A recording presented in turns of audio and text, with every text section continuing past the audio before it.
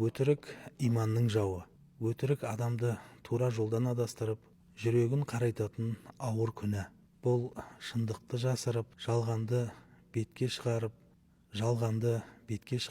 иманды әлсірететін үлкен қауіп.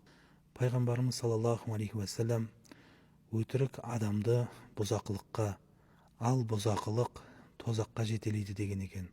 Өтірік айту мүміннің сипатына жат. Шыншылдық иманның көрінісі, ал өтірік мұнафықтың белгісі.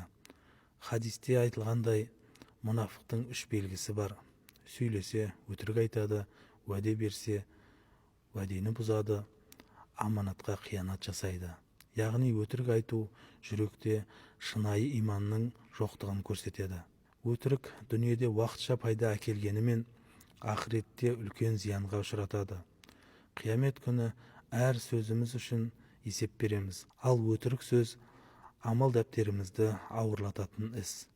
Алла тағала Құранда былай дейді: әй мүміндер, Алладан қорқыңдар да шыншылдармен бірге болыңдар дейді. Қорытындылай келе, өтірік рухани індет. Ол жүректегі иманды әлсіретіп, адамдармен қарым-қатынасты бұзады. Ақыретте өкініш алып келеді. Сондықтан шындықты ту етіп, әрқашан адал сөзбен өмір сүрейік. Алла тілімізді өтіріктен, жүрегімізді риядан сақтасын.